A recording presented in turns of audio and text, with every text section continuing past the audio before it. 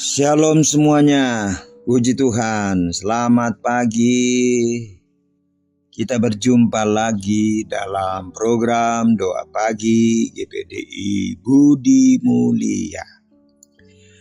Bapak Ibu, saudara-saudari yang dikasihi Tuhan Yesus, dimanapun Anda berada pada pagi hari ini. Sebelum kita membaca firman Allah di pagi hari ini, mari kita berdoa. Kita menyerahkan sepenuhnya pemberitaan firman Allah di pagi hari ini, biar semua dikendalikan, dipimpin dan diurapi oleh Roh Kudus, supaya kita semua diberkati. Allah Bapa di dalam kerajaan sorga, Bapa pencipta langit bumi laut dengan segala isinya, Allah yang kami panggil dan sembah di dalam nama Tuhan Yesus Kristus, Tuhan yang sudah menjadi juru selamat dan kekasih jiwa kami. Kami datang kepadamu Bapa pagi hari ini, kami bersyukur Tuhan, karena kami percaya kalau pagi hari ini kami lagi boleh ada, ini semua karena kebaikan Tuhan semata. Tuhan, sebelum kami melangkah di hari yang baru, kami rindu untuk bersekutu dengan Tuhan lewat firman-Mu. Roh Kudus menolong kami agar supaya kesempatan pagi hari ini benar-benar boleh menjadi pagi yang luar biasa. Berfirmanlah Tuhan, dan kami mau dengar firman-Mu dalam nama Yesus. Haleluya. Amin. Puji Tuhan. Bapak Ibu Saudara yang dikasihi Tuhan Yesus, firman Allah pagi hari ini saya baca dari kitab Kisah Para Rasul patsalnya yang ke-20. Kisah Rasul patsal 20 ayatnya yang ke-24. Demikian bunyi firman Tuhan. Tetapi aku tidak menghiraukan nyawaku sedikit pun, asal saja aku dapat menyelesaikan pertandingan dan pelayanan yang ditugaskan Tuhan Yesus kepadaku untuk memberi kesaksian tentang Injil kasih karunia Allah. Haleluya. Puji Tuhan. Firman Allah pagi hari ini, saudara-saudara, dia berbicara tentang fokus ya, sebagai seorang hamba Tuhan, sebagai seorang rasul. Orientasi pelayanannya benar-benar kepada misi Kristus. Saudara, ayat-ayat ini atau ungkapan Paulus ini adalah merupakan pesan-pesan terakhir kepada jemaat yang ada di Efesus pada saat dia akan berpisah. Pada saat dia akan berpisah meninggalkan jemaat Efesus, dia menceritakan panjang lebar serta kemungkinan-kemungkinan yang mungkin tidak akan lagi mereka bertemu. Mungkin itu adalah pertemuan mereka yang terakhir. Nah, inilah saudara, Paulus berkata dia tidak pernah tahu apakah dia akan ketemu lagi dengan jemaat Efesus. Sebab ketika dia akan tinggalkan jemaat Efesus, dia akan kembali untuk menjalani hukuman. Nah, puji Tuhan.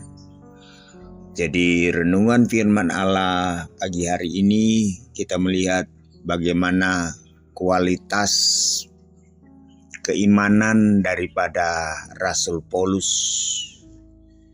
Bagaimana dia menunjukkan, saudara-saudara, dia seorang hamba yang totalitas. Dia seorang hamba Tuhan yang punya komitmen yang sangat kuat. Dia hamba Tuhan yang punya pendirian yang sangat kokoh. Dia hamba Tuhan yang tidak pernah memikirkan lagi kehidupan jasmaninya, kehidupan lahiriannya. Dia tidak memikirkan lagi tentang kenyamanan hidupnya, tetapi seluruh keberadaannya dia telah persembahkan kepada Tuhan. Dia pernah berkata, hidup bagi Kristus, mati adalah keuntungan. Dia juga yang pernah mengatakan, kalau aku hidup berarti bagiku memberi buah, tetapi kalau aku mati berarti itu adalah keuntungan. Luar biasa Rasul Paulus ini. Dalam ayat ini Paulus menunjukkan hati dan tekad seorang hamba Tuhan yang sejati. Ya, seorang hamba Tuhan yang sejati. Sejati itu artinya yang murni. Tidak ada unsur lain. Pelayanannya, pengabdiannya tidak ada unsur lain, misalnya kepentingan pribadi, mencari keuntungan. Sejati. Ia tahu penderitaan menantinya di setiap kota, ya. Tetapi itu tidak menggoyahkan komitmennya. Ia tidak terikat pada kenyamanan hidup atau keselamatan dirinya. Fokusnya hanya satu. Menyelesaikan panggilan Tuhan. Percayakan kepadanya. Ya, fokusnya hanya satu. Menyelesaikan panggilan yang Tuhan percayakan kepadanya, menyelesaikan amanat yang Tuhan berikan kepadanya. Saudara, bagi Paulus hidup bukan soal menjaga kenyamanan, ya, atau menghindari risiko. Saudara, seringkali ada banyak hamba Tuhan untuk menghindari risiko demi suatu kenyamanan, maka berbagai cara dia lakukan, dia tempuh. Ada trik-trik yang dia lakukan dalam upaya menghindari risiko atau penderitaan. Dengan kata lain, menciptakan rasa aman. Yesus katakan, barang siapa yang memelihara nyawanya, dia akan kehilangan nyawanya. Tetapi barang siapa yang kehilangan nyawanya karena aku, dia akan mendapatkan nyawa. Dia mendapatkan kehidupan. Mungkin inilah yang telah menginspirasi Rasul Paulus sehingga dia begitu kokoh.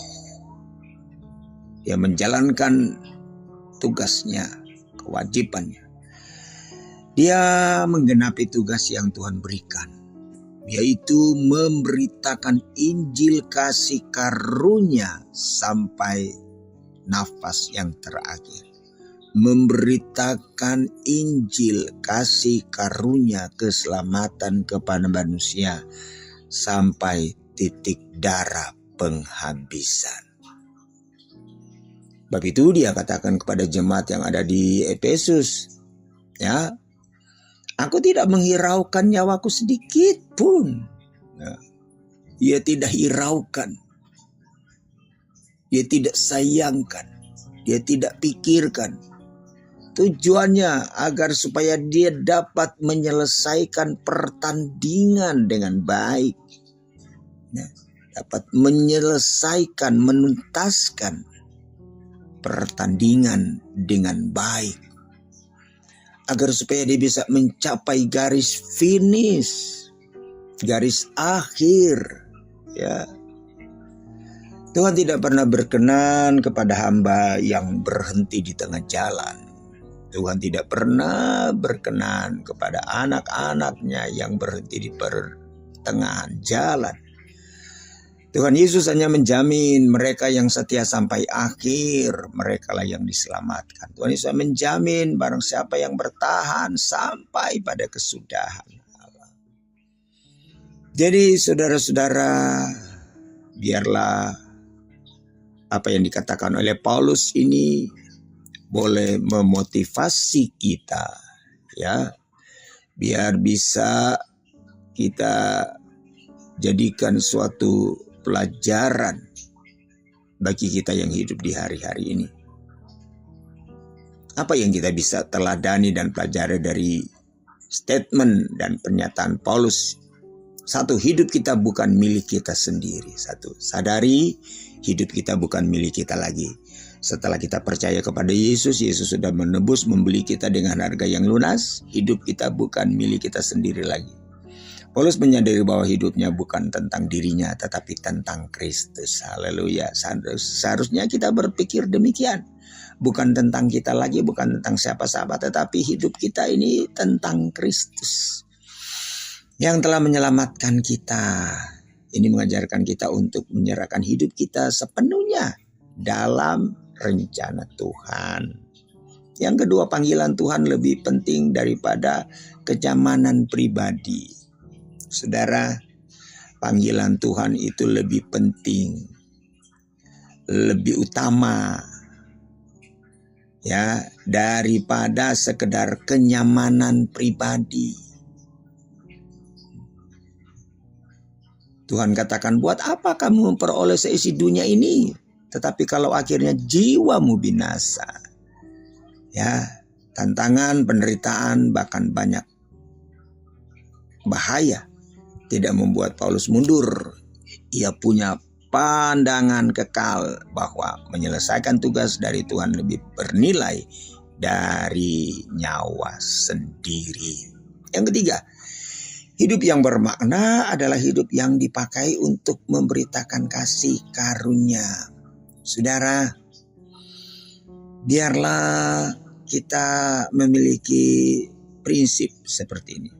Ya, hidup yang bermakna adalah hidup yang dipakai untuk memberitakan kasih karunia Allah. Kita semua punya bagian dalam misi besar Tuhan, baik sebagai pengabar Injil, sebagai penolong sesama, pelayan di gereja, atau terang di tengah lingkungan kerja dan keluarga. Haleluya. Biar kita memiliki semangat, tekad yang sama seperti Paulus, karena janji Tuhan kepada Paulus sama dengan janjinya kepada kita. Tujuan kita sama. Mungkin perjuangan kita berbeda, medan kita berbeda, tetapi finishnya sama dengan Paulus. Haleluya. Sekarang menjadi pertanyaan yang merupakan perenungan pribadi kita. Apakah kita sudah sungguh-sungguh menghidupi panggilan yang Tuhan berikan dalam hidup kita? Apakah kita sudah lebih memilih kenyamanan, kesetiaan dalam mengikuti Kristus? Ya. Dan apa yang sedang Tuhan tugaskan kepadaku hari ini? Pernahkah kita bertanya, apa sungguh-sungguh menghidupi panggilan yang Tuhan berikan dalam hidup? Apakah aku lebih memilih kenyamanan atau kesetiaan dalam mengikuti Kristus? Apa yang sedang Tuhan tugaskan kepadaku pada hari ini? Apa yang Tuhan sedang harapkan kita kerjakan pada hari ini? Apa yang Tuhan sedang harapkan kita kerjakan untuk kita lakukan pada hari-hari ini? Haleluya. Biar kita mau berjuang untuk mencapai garis akhir dengan tidak pernah mundur dan kendor, tetap bersemangat. Lakukan, tuntaskan panggilan Tuhan dalam hidupmu. Puji Tuhan. Mari kita berdoa. Tuhan, ajarku untuk hidup seperti Paulus. Ajar aku untuk memiliki semangat dan tekad seperti Paulus, sampai kami boleh mencapai garis akhir. Terima kasih Tuhan. Berkati kami sepanjang hari ini. Berkati umat-umat-Mu, anak-anak-Mu, hamba-hamba-Mu sepanjang hari ini. Penyertaan Tuhan sempurna. Segala yang dilakukan mereka, Tuhan buat berhasil. Terpujilah nama-Mu Tuhan. Dalam nama Tuhan Yesus Kristus. Haleluya. Amin. Puji Tuhan. Selamat pagi. Tuhan Yesus memberkati.